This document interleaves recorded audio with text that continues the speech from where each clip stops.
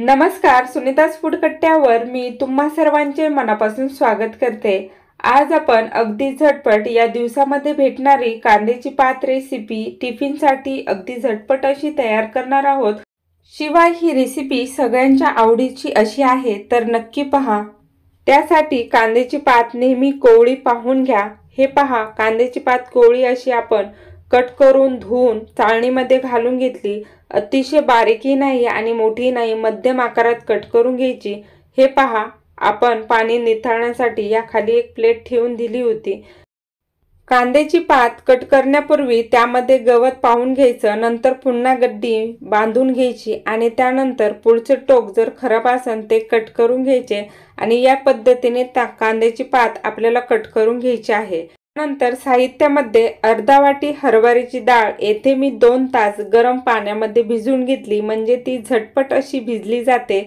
त्यानंतर लसूण येथे 8 पाकळ्या मी ठेचून घेतलेला आहे। तिखटामध्ये आपण 1 चमचा लाल तिखट पावडर किंवा लाल मिरची घेतलेली आहे, ही घरी केलेली मिरची पावडर आहे। त्यानंतर 1 चमचा मीठ येथे मी काढून घेतलेला आहे, चवीनुसार आपण टाकणार आहोत।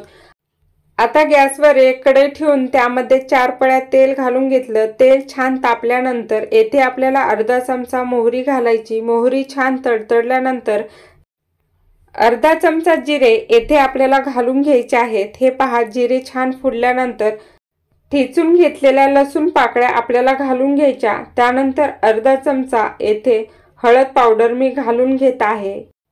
त्यानंतर आपल्याला यामध्ये हरभऱ्याची भिजून घेतलेली डाळ घालून घ्यायची आणि सर्व छान असं आपल्याला एकत्र मिक्स करून घ्यायचं।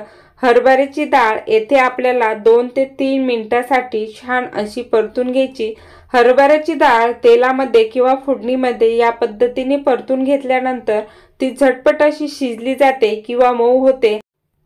आता यामध्ये आपल्याला चवीनुसार सर्व मीठ एकत्रच घालायचं, त्यामुळे डाळीला अजूनच छान अशी चव येते आणि अप्रतिम अशी लागते, शिवाय झटपट अशी मऊही होते। आता आपण येथे सर्व साहित्य फोडणीमध्ये घालून घेतलं। मिरची पावडर आपण उशिरा घालणार आहोत।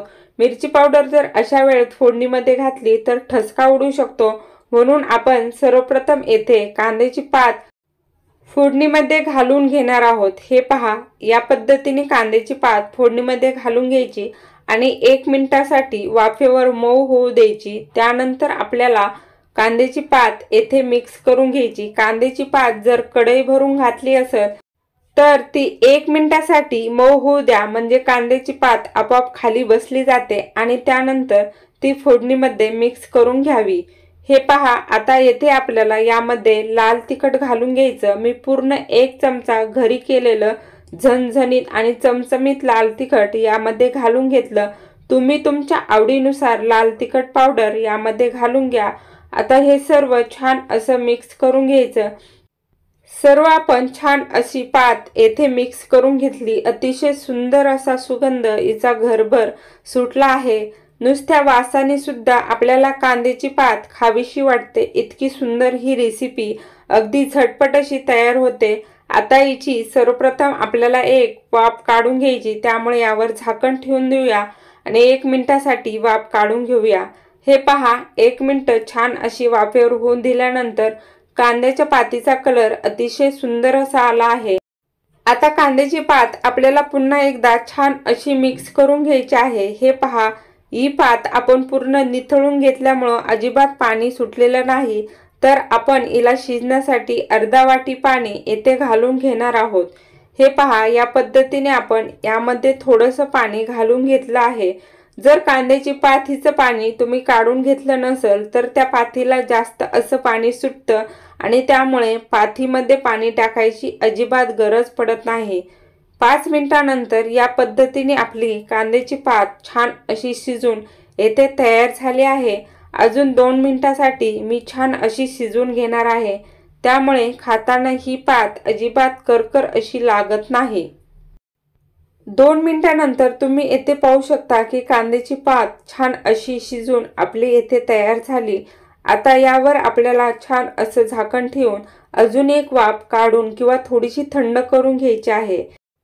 तर येथे आपली रेसिपी पूर्ण झाली। ही कांद्याची पात भाकरी चपाती बरोबर तसंच खिचडी बरोबर खाऊ शकता। अतिशय सुंदर अशी रेसिपी आपण झटपट अशी सर्व टिप्ससह पाहिली। तर तुम्हाला आजची माझी ही रेसिपी कशी वाटली ते मला कमेंट करून नक्की सांगा। व्हिडिओ जर आवडला असेल तर लाईक, शेअर आणि माझ्या चॅनलला नक्की सबस्क्राइब करा। बेल बटन नक्की प्रेस करा। खा प्या आनंदी रहा। एकमेकांची काळजी घ्या। व्हिडिओ पाहिल्याबद्दल तुम्हा सर्वांचे मनापासून धन्यवाद।